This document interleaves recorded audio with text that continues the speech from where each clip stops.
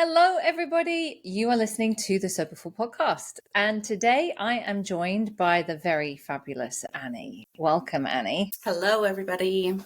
So I asked Annie to join me because she just really impresses me. I'm just really impressed by your story and where you are. And so Annie's been working with me. She's been in some of my groups, and I've really saw you put the effort in and get results. And I just remember our first call, and I just thought, you know what? I just think so many people would relate to you. So just tell us a little bit about yourself. You're a busy mum of, is it 4, isn't it? Yes, yep. I've got 4 kids. The oldest is 9 and the youngest is 3. Yes, I'm a teacher as well, and I'm married. So fortunately, I've got another adult in this with me. Yeah, so that's kind of the foundation of my life right now. God, I mean, because I remember when we first met, that the 3-year-old was a baby, was still a baby, and you juggle 4 kids. Yes, yep. Yeah, she was about 18 months old at that time. Oh my goodness, crazy town. Well, so, and they're all young. Like my youngest is 9, and we're out of the weeds. They can get themselves to bed, they can wipe their own bums, but you're right in the weeds still.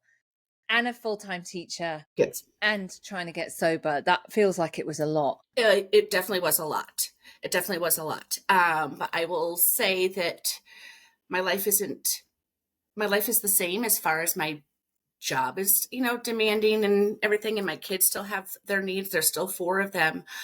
But not drinking makes it so much more manageable. I just have so much more bandwidth to show up as the mom and teacher and partner that I want to be.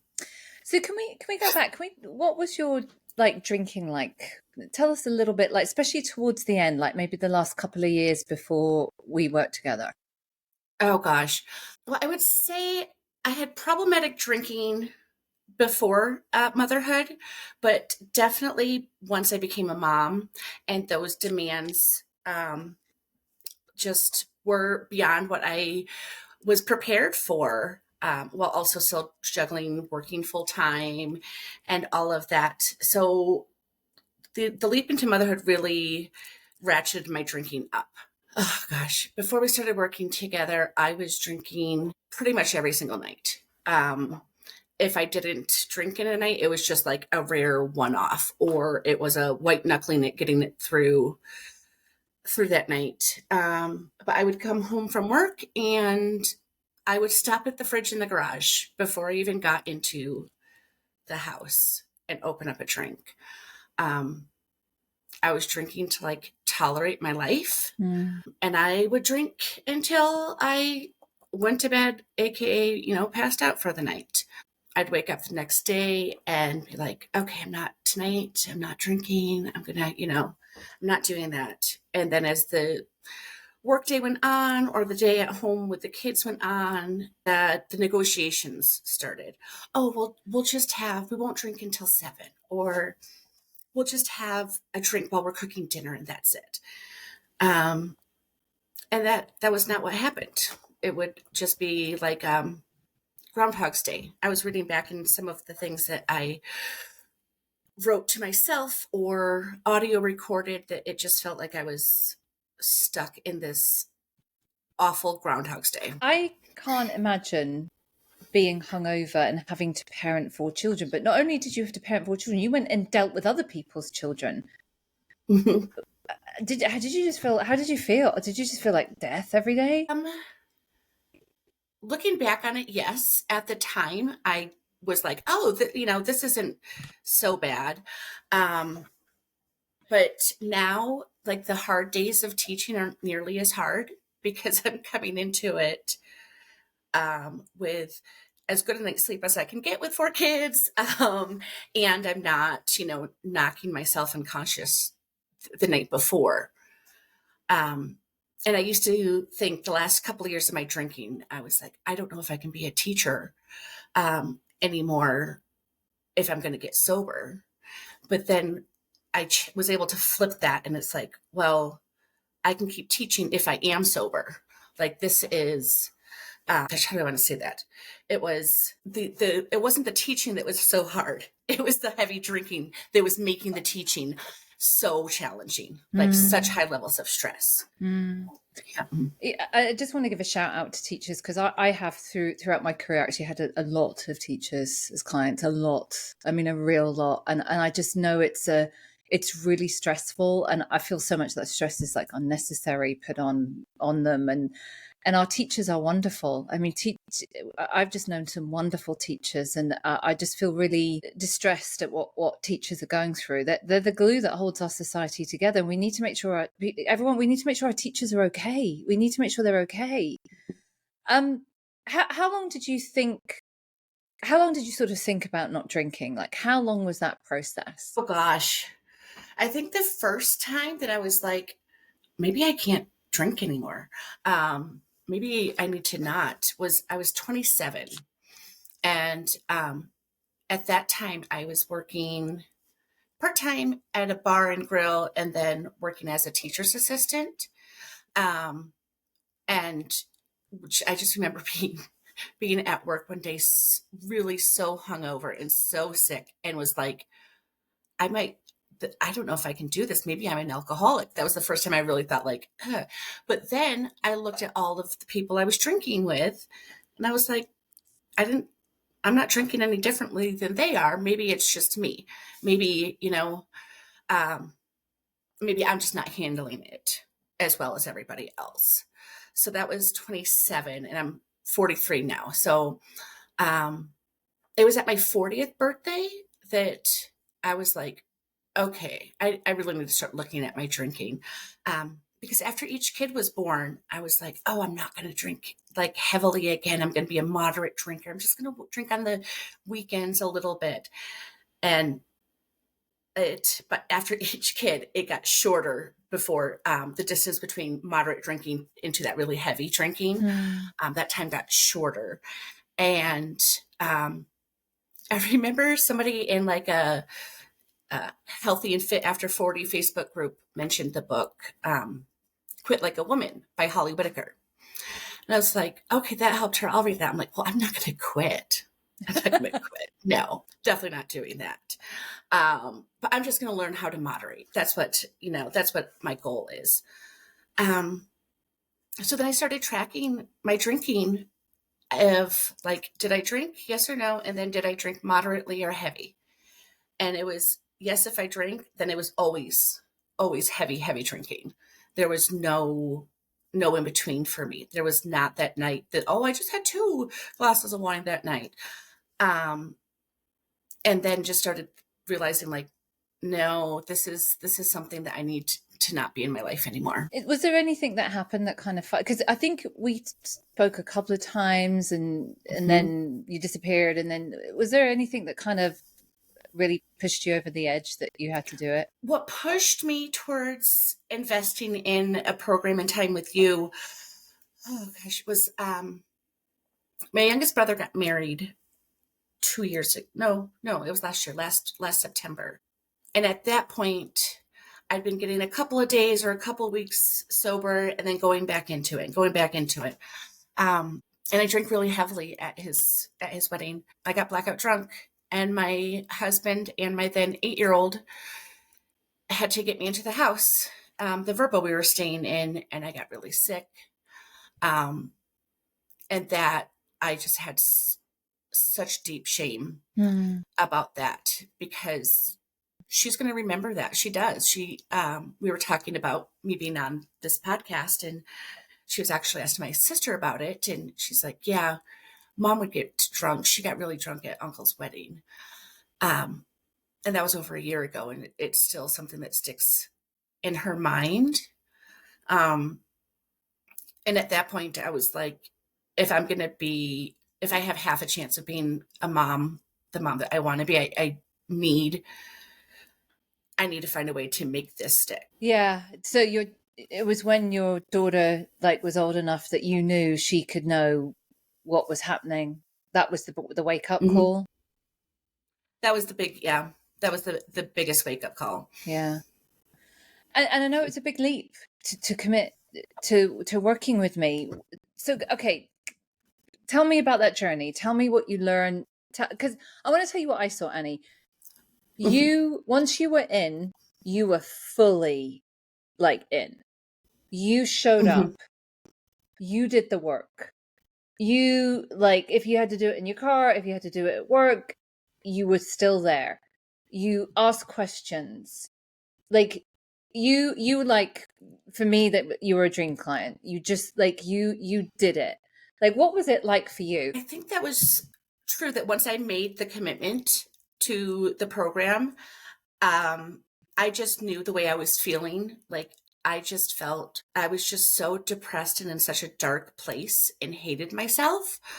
Um, and I was, I had been following you a bit. We'd met a few times, and it was just, I talked it over with my husband, and I'm like, hun, it's either this program or I need to go to rehab for a month. Like, something drastic needs to happen, something big.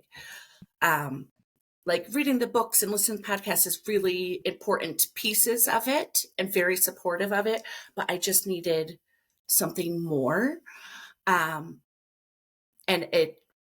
of course, there have been times when I'm like, have those cravings or those thoughts or those, I call it my one drink liar, that little voice, like, because I wouldn't be here if I was a person who drank one drink.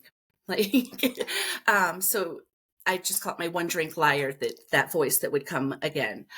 So I just really dug in.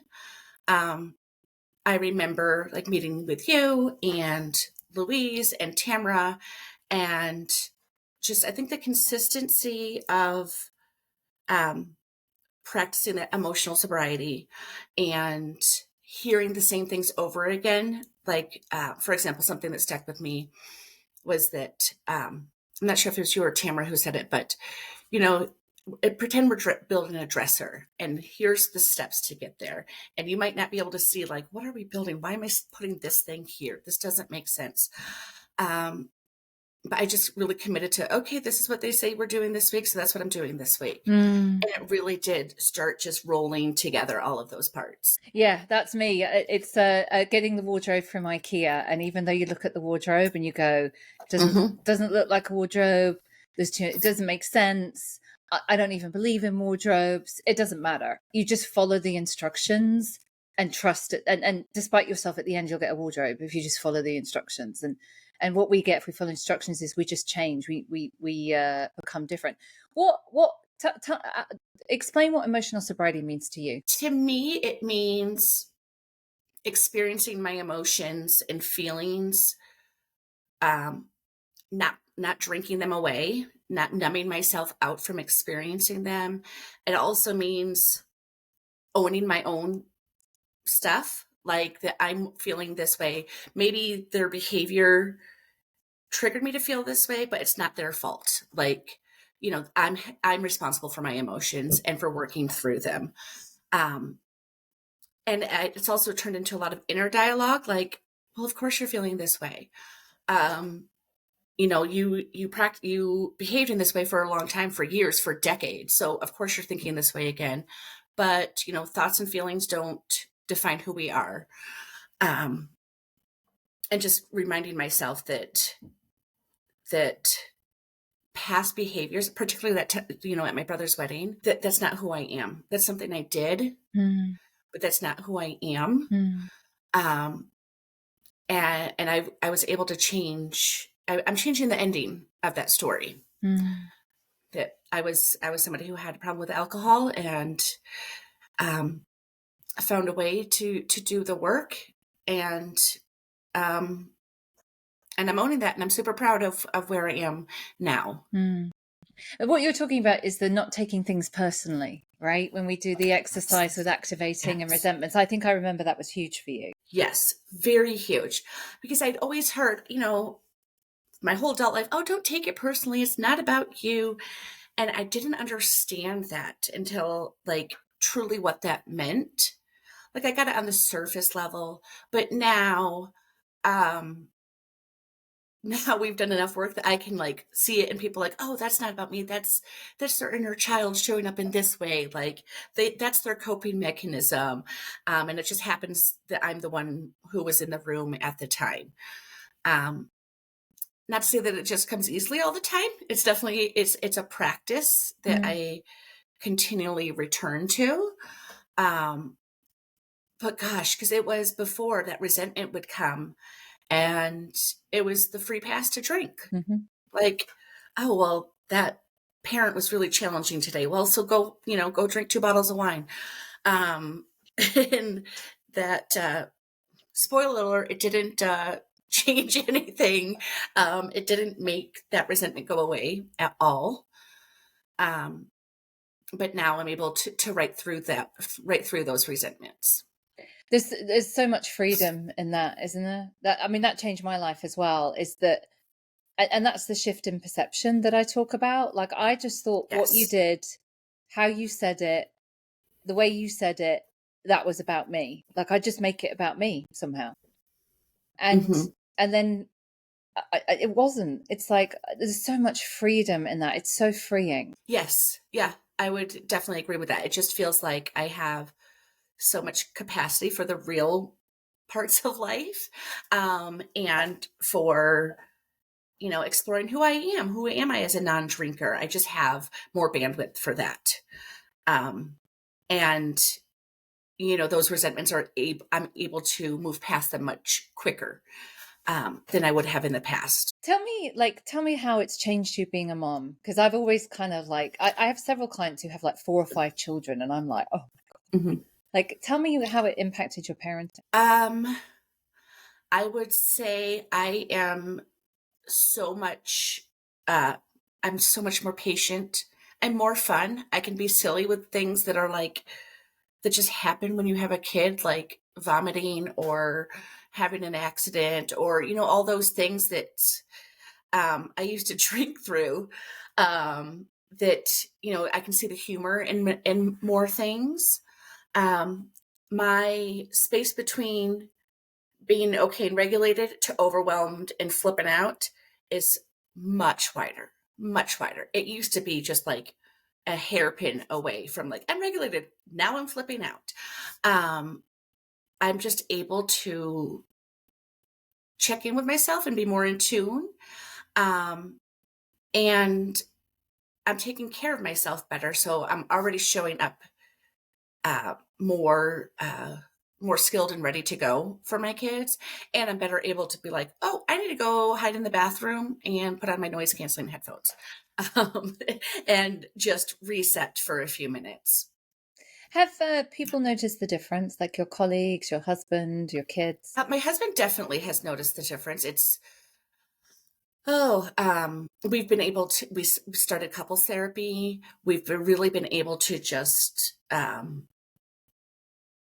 open up to each other. And he was my drinking buddy, so he drinks much less now, so much less. He still does drink, and my boundaries around that have changed as I've gotten more sturdy in my sobriety.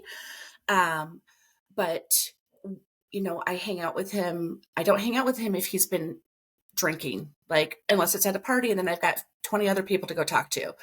Um, but I'm able to be more, I think, open with him. And because I don't have those, I'm able to work through the resentments. I can just say to him, hey, that feels really crappy. And I don't like that. Um, an example of that is this week, my kids have all had the flu, and he's had the flu too. So I've been like primary parent all, through Christmas Eve and Christmas. And he asked if this weekend, if he's feeling better, if he can have a night out, um, to himself and a night away. And in my head, I'm thinking, are you kidding me? Like, I've been taking care of everybody for almost a week now. And in the past, I probably would have just said, okay, fine, and then drink over it. But instead, I said, let's see how we're feeling. I'm feeling really spent from being the caregiver of everybody for the last week. So let's check back on that this weekend. So Yeah. Yeah, okay, I'm just going to emphasize this for people because this is actually sounds like a really small thing, but it's actually huge. And what Annie is doing there is you're asking for your needs to be met, Mhm. right? You're instead of like people pleasing and saying Mhm. yes, but not meaning yes, and then feeling immediately resentful that he goes and has his night out and you've just been like full-time parenting. You're you're being honest. You're saying like, not Mhm. sure, to be honest. Need to think about that. That's a boundary. That's balancing your needs, identifying your needs, and asking for your needs to be met. That is an example of emotional sobriety right there. Yeah. Yeah. And it feels really good because it's, well, for one, I'm not doing that people pleasing thing, being like, okay, sure, because I just want to make my partner happy. Yeah. And it's just better for a relationship in general because he has started pausing and thinking about things like that. That, it's changed his lens too of, oh wait, Annie's always like giving, giving, giving, but is that always in her best interest? Yeah, I love that. Oh. And so many women and mothers, we're just on the treadmill, right? We're just on the hamster wheel. We just don't Mhm. know. We do it. We cope. All the bodily fluids that we have to deal with, and then and we forget ourselves. We lose ourselves, right? And we also kind of then we get angry and resentful because we kind of expect other people to be like, oh, she needs a break or she's done a lot, and people, even the partners who love us, don't always do that, and we gotta ask for our needs to be met, and we gotta have enough kind of where that comes from, Annie, and this is what I see in you. This is what I see in you. I see a woman who's beginning to love herself. Yeah. Yes, for sure. And that's in the last couple of months that's really started to fall in place that, like, I used to be like, oh yeah, I know I'm capable and have all these skills. Um, but I didn't believe it. Like I would say it to myself, but I didn't believe it Mm, at like at all. Um, and that's something that I learned in the program too, is looking for the evidence and the proof of those limiting beliefs. Like, I'm not a good enough teacher. Well, really, I non-renewal's never been a part of the conversation of my evaluations ever. So there's no evidence of that. There's no way to prove those things. And or I'm not a good enough mom. Those things. You changing that perspective of, well, let me look for the evidence that is counterintuitive to that. That, you know, um, my kids are, we had, we were able to have some people over yesterday and they were kind and awesome interacting with my friends' kids and, just really being part of the family and stepping up for like helping clean up and things like that. So there's the evidence that I'm doing something right. I'm doing something right in this parenting thing. yeah, you are. I think your kid's going to be amazing, and I think they're going to be amazing kids because they have you as their mother, who is a sober woman who loves herself and has boundaries and takes care of her needs. And I think that's a great example. So you've been sober how long now? Just over a year. So 12/3/23 is my sober date. And I'm wearing this necklace. It was a gift from my sister. It has my sober date on it. And it says one day at a time. Oh wow, So yeah. that's wonderful. What's next? What's up ahead? How do you see like the next few years? Well, I'm, continuing to be part of the sober community and I attend online calls. That's what works best for me mostly. But I'm, going to keep peeling back the layers. Like in 2025, the two things I'm looking at are my my spending, my impulse spending to get that dopamine hit and eating those emotions. Mm, Definitely the alcohol was the first thing that needed to be adjusted because I didn't have the capacity to do anything besides survive when I was drinking. So yeah, those are my focuses for 2025. and I want to say that's really common. It's layers of an onion when you have to get sober first. You have to stop drinking, right? Mm-hmm. And then you get your bandwidth back, so you get energy and space to think thoughts, and then you're able to like there's just other things that we need to. It's like, yeah, I want to kind of sort that out. I don't love that I do that. and I actually want to get a handle on that and do that differently. I want to start exercising. I want to get a budget. I want to whatever it is. It's like it's because you have the bandwidth now, and we Yes. also recognize where we act out our emotions, right? We recognize where we are using things to act out our emotions, and then Mm-hmm. we can deal with them because we can, because we know we can, because we've done it, and we just maybe we need to get some help or whatever, but we can do that now. And that's Mm-hmm. I think that's sort of the first 5 years of sobriety. It's like a really good house cleaning. It's really like, I really want to be the Yes. best me I can be, so I just want to Mm-hmm. get rid of the things that don't work very well. Mm-hmm. Yeah. um what would you say to somebody like you, and you're just all seeing this as just like fabulous woman here. Like, I remember, I think maybe 18 months ago when we first met, something like that. Like, there was a lot of tears. There was a lot of, you were very shaky, very overwhelmed. What would you say? There's a woman listening to this right now Mm-hmm. who feels like she's in that place. Like, she can't go on. Her life is a mess. She doesn't know how to get out of it. She's just trying to keep her head above water one day. What would you say to her? Gosh. First, that you're not alone. Mm. That since I've been sharing about my sobriety, I've had multiple friends or acquaintances reach out and be like, you quit drinking. How did you do that? Wow. I'm looking at my own drinking.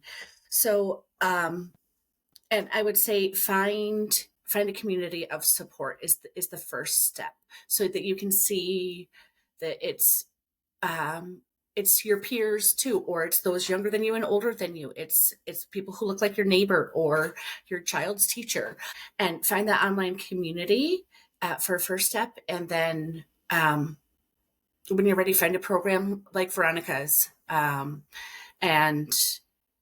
just find a coach or support that really clicks with you. Veronica, I really resonated with you because you have the balance of the what was I thinking earlier? It was like the maternal piece with the accountability. Like, I'm going to care for you, but I'm also going to hold you accountable and give you the skills to move past this. Like, it's going to be gentle, but also gentle and firm, because we're doing this. Like, we're doing this. Mm. And I just remember on one of our calls, you're like, Annie, you cannot keep drinking like this. It has to stop. And that piece really resonated, that I was like, oh, other people have said like, oh, just start cutting back. And that you were like, this has to be done. This has to be done for you. It's not going to get better. It's only getting worse. So. Wow. I just show up as myself, so it's always interesting to hear that. Annie, thank you so much. I want to tell you, one of my missions is really, I love helping mothers get sober, because I just know that impacts so many people, but particularly kids. Mhm. And your kids are still so young, and still, there's still a lot. Keep going. You've really, you just impressed me. Like, you impressed me. You really did it, and here are the results. And I just knew that there's other mothers really struggling who need to hear your story and know that it's possible with a full-time job and 4 children Mhm. to do Yes. what you need to do, because you really, I was talking about this earlier, to get sober, you have to make it the main thing, right? You had to make sure your kids are fed and go to work and all those kind of things, but you had to make it the main thing, and you did that. You made it your main thing, and you're making yourself and your well-being the main thing, because everything follows from that, right? Mhm. Oh, Yeah. Yeah. And that's exactly right. It was like, I had this permission slip almost to be like, don't worry about, you shopped on Amazon or you ate cheesecake after dinner.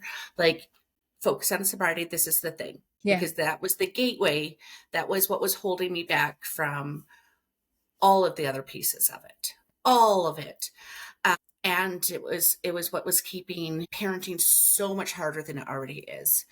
I will say to the parents listening that it was hard work to get sober. It was really hard, but it was so worth it.